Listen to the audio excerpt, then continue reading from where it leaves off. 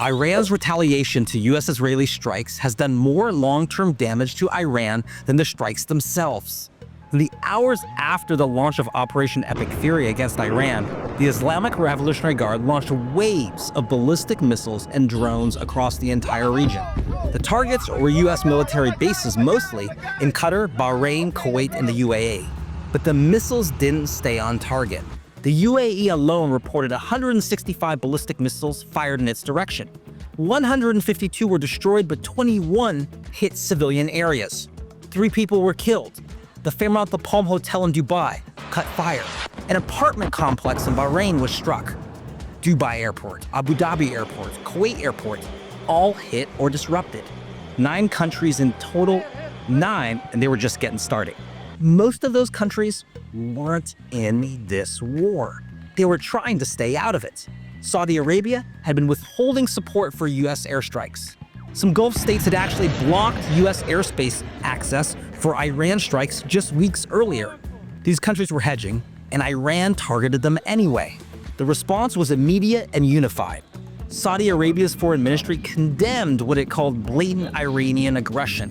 Jordan's King Abdullah II called Iran's action a breach of international law. Kuwait, Qatar, Bahrain, they all condemned Iran. Saudi Arabia even authorized a counterattack if the strikes continue.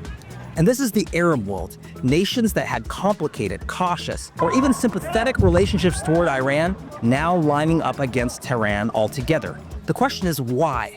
Why would Iran make this big a mistake? Part of the answer is the leadership vacuum at the very top. Supreme Leader Khamenei, the man who made final calls on everything, was killed in the initial strikes.